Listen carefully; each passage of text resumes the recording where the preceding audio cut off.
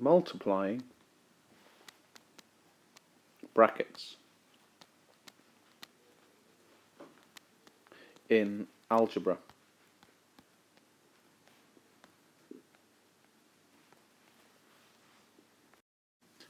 When looking at brackets in algebra, there are usually four parts. There's the bracket, there is a letter term, there's a function, and there's usually a number. Just like that. So do that again. There's the brackets there and there. There's a letter, that's A here, a function, there's addition here, and a 2, which is the number. So what do we get if we multiply this function that we've got by a number? Let's say the number 3. To do this, we take the 3 and we have to multiply everything that's in the bracket by it. So 3 times A to get a number, and 3 times 2 to get a number. One way of doing this is to get those two together, and that gives us 3 times A, or 3A. Then we use the function that we've got in the middle of the bracket, and that happens to be, as in this case, a plus. So 3A plus 3 times 2. 3 times 2 is 6. So let's see if there's another way of working out what this function is. 3A plus 2 is equal to. So I use a grid system. Now I'm multiplying the bracket by 3, and inside the bracket there's A, and there is a 2, and it happens to be a plus 2. So if I look at the grid like that, then you will see from this that I'm going to multiply the 3 by the A, and that's going to go in this box here, and I'm going to divide the 3 by the plus 2, and that's going to go in this box here. So quite simply, it's 3A, and 3 times plus 2 is plus 6. Now we can apply the same method, should we wish, to bigger brackets. Let's say it's A plus 2, and we want to multiply that by B plus 3. That's how we would write it. And so we're going to use the same method in the first part, where we're going to get the A, and we're going to then multiply the B, because we have to multiply all of this bracket by the A and all of this bracket by the 2. So first of all, we've got the A times the B, and that's going to give us AB.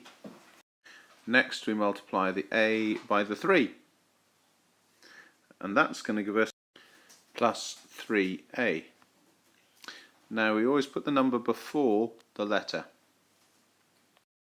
So now we have dealt with the A multiplying the B and the 3 to get A times B and A times 3. So we don't need to worry now anymore about the A, it's dealt with. Now we're going to do the same with the 2, so we're going to have to get the 2, and we're going to have to multiply the B, and we're going to have to get the 2 and multiply it by the 3. So I'm going to do these both together at the present. So here we go. There's 2 times B, and 2 times B is going to be plus 2B,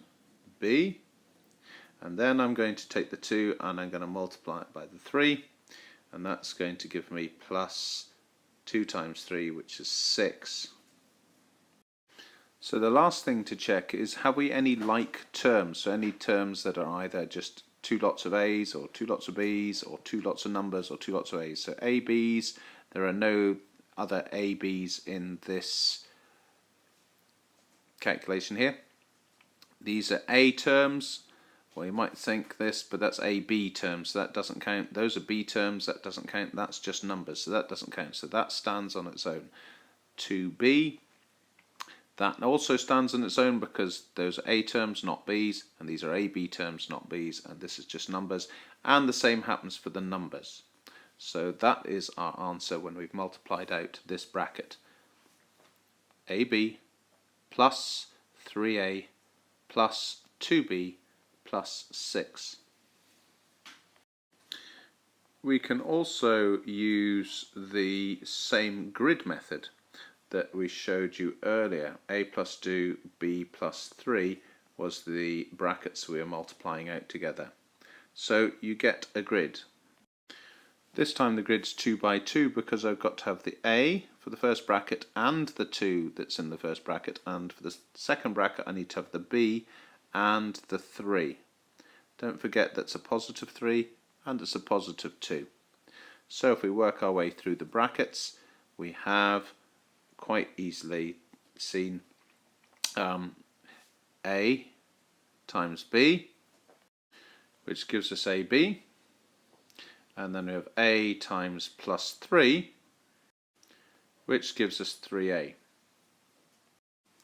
We do the same for the plus 2, we do plus 2 times B, and the plus 2 times plus 3, and that gives us 2B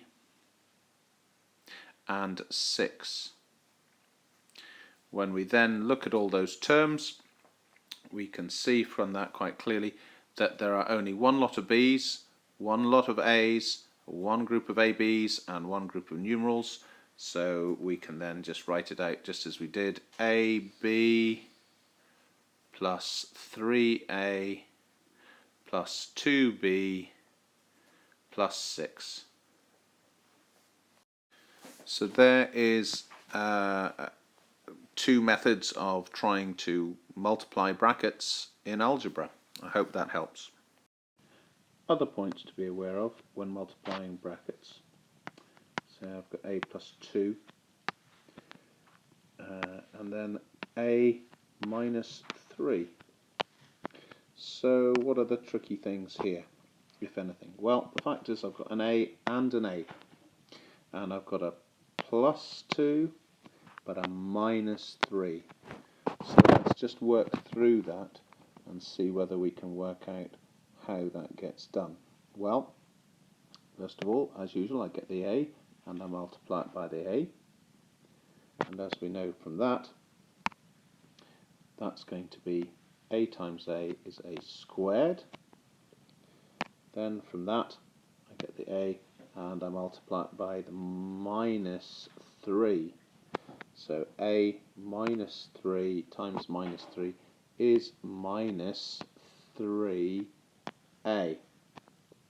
So that's okay as far as it goes. So as I've said before, we've now dealt with this A multiplying all of this bracket. So let's look at what happens when we use the 2. So the plus 2 times A is going to give us plus 2A, and the plus 2 times minus 3 is going to give us minus 6. Next we have to look out for like terms. So these are A squareds. That's separate from A's, but A squareds. There are no other squared numbers here, so they stand on their own, so that's fine, it's there. Now we've got 3 A's, these are A terms, and look, we've got here another lot of A terms. So we've got the minus 3A and the plus 2A.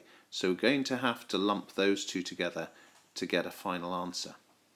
I'll come to that in a second.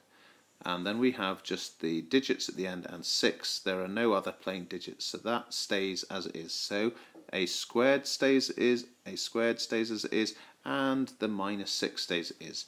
What we now need to do is work out what this is going to happen to here. So what I'm doing here is gathering the like terms. So these, the minus 3A and the plus 2A, they are like terms. So what's going to happen for that is that minus 3A plus 2A is going to give me minus 1A. As there are no more A squareds together, they stay as is, so it's A squared minus A, and there are no more numerals together, so it's minus 6. So the answer to this is A squared minus A minus 6. A squared minus A minus 6. And again, as I'll show in a moment, we can use the grid system for that. So here we go again. and just like the last time, there's a plus 2 multiplied by a minus 3. So here's the grid, and it's a plus 2, a minus 3. Working through the grid, we're going to get this a times this a, and this a times the minus 3. That's going to go in here. So let's just do that now. A times a is a squared, and a minus 3 is minus 3a. Now we're going to look at the plus 2. So plus 2 times a is going to go into this box, and the plus 2 times minus 3 is going to go into this box. All very simple. So we end up with 2a minus 6. So we then write this all out. A squared minus 3a plus 2a minus 6. So now we need to gather the like terms. You must recognise that squared terms are different from letter terms, which are different from number terms. So in this case, a squared, they stand on their own. The letter terms, I've got the letter A and the letter A there, so I need to group minus 3a plus 2a, and that will give us minus 1a. And I need to look at the numerals, just the 6 there, and there are no other numeral terms to gather there. So when I write that, it's like this. It becomes a squared minus a minus 6. Just look carefully where we got that minus a. It's the minus 3a plus 2a, and that gives us the minus a. So that's how we come up with our answer. When dealing with brackets, you need to be careful about the like terms, also negative numbers, particularly when multiplying, and also be cautious if you're not multiplying brackets. Look at what the symbol is between them and deal with it appropriately.